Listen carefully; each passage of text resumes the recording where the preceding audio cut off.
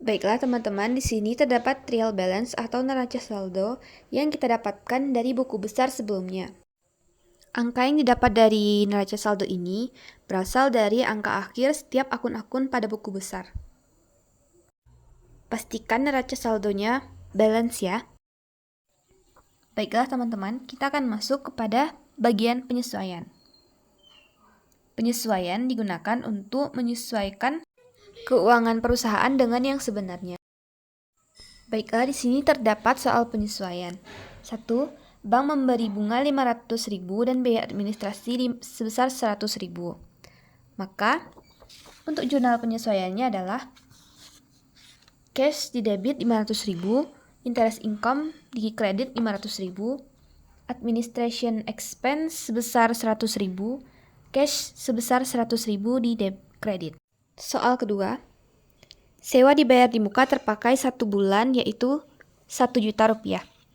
Jurnal penyesuaiannya adalah rent expense sebesar 1 juta rupiah di debit, prepaid rent sebesar 1 juta rupiah di kredit. Ketiga, perlengkapan yang masih ada di toko sebesar 3 juta rupiah. Perlengkapan yang ada di toko adalah sebesar 4 juta rupiah. Maka yang masih tersisa adalah 3 juta. Berarti 4 juta dikurang 3 juta. Sama dengan 1 juta. Berarti jurnalnya adalah supplies expense sebesar 1 juta di debit, supplies sebesar 1 juta di kredit. 4. Peralatan sebesar 6 juta rupiah disusutkan 5%. Sama dengan 6 juta dikali 5%. Sama dengan 300.000. Jurnalnya adalah akumulasi depreciation of equipment expense sebesar 300.000 di debit. Jurnal kreditnya adalah depreciation of equipment expense di kredit sebesar 300.000. 5. Di neraca saldo diketahui PPN masukan sebesar 6.352.500 dan PPN keluaran sebesar 6.589.000. Ini berarti PPN keluarannya lebih besar daripada PPN masukan. Karena lebih besarnya PPN keluaran, maka muncullah akun income tax payable, yaitu akun utang untuk pajak. Maka jurnal untuk penyesuaian ini adalah fade out di debit dengan jumlah 6.589.000, income tax payable di kredit sebesar 236.500, fade in di kredit sebesar 6.352.500. 6. Di neraca saldo piutang dagang sebesar 21.090.000. Penyisihan piutang tak tertagih sebesar 554.500. Ditaksir kerugian 5% dari piutang. Angka 554.500 ini didapat dari 21.090.000 yang terdapat di neraca saldo, yaitu saldo piutangnya, dikali 5%, lalu dikurangi dengan allowance yang terdapat di neraca saldo. Maka dapatlah hasilnya 554.500. Soal terakhir yaitu nomor 7, pendapatan bunga sebesar 250.000 belum dicatat oleh UD Salsa. Berarti pendapatan bunga ini belum masuk pada pencatatan transaksi kita. Jadi di penyesuaian, kita akan mencatat jurnal cash di debit 250, interest income di kredit 250.000. Untuk penyesuaian ini jangan lupa untuk dicatat pula pada buku besar sesuai dengan akun-akunnya. Jika terdapat akun baru, maka buatlah buku besar baru dengan nama akun tersebut. Selanjutnya adalah worksheet atau neraca lajur. Pada neraca lajur ini, kita perlu mencatat neraca saldo yang terdapat setelah membuat buku besar. Lalu, buatlah kolom penyesuaian di sebelah neraca saldo tersebut.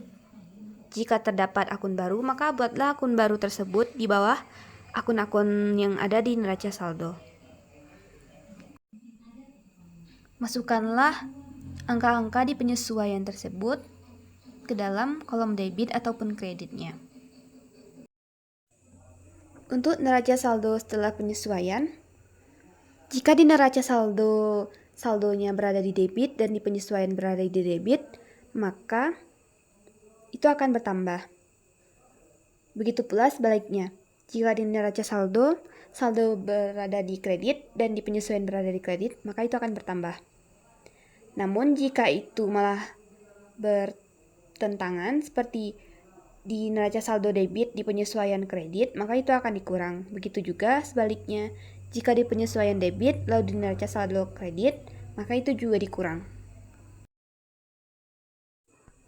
Maka di neraca setelah penyesuaianlah dapat hasil tetap dari setelah penyesuaian tersebut. Setelah menyelesaikan neraca saldo setelah penyesuaian, maka kita perlu membuat income statement.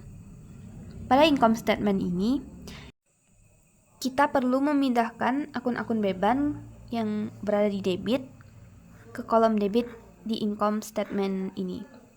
Lalu, memindahkan akun-akun pendapatan seperti sales dan pendapatan lainnya di kredit. Jumlahkanlah hasil debit dan kredit dari income statement tersebut. Jika saldo debitnya lebih besar daripada saldo kredit di income statement, maka kita akan mengalami kerugian. Jika saldo kredit di income statement lebih besar daripada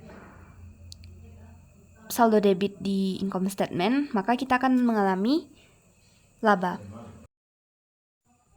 Selanjutnya adalah neraca.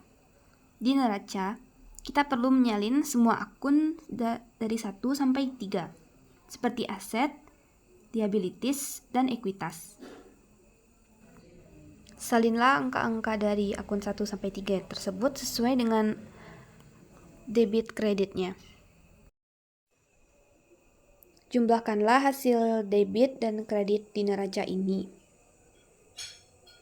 Jika jumlah di debitnya lebih besar daripada jumlah di kredit, berarti perusahaan kita mengalami laba.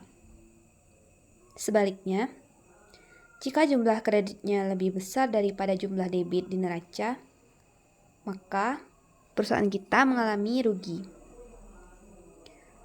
Selisih dari neraca ini antara debit dan kreditnya harus sama dengan selisih dari income statement-nya.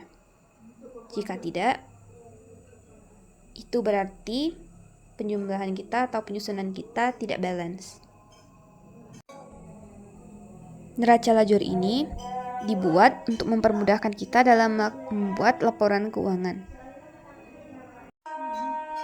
Untuk membuat laporan keuangan, dari neraca lajurlah kita melihat saldo-saldonya, tidak lagi di neraca saldo.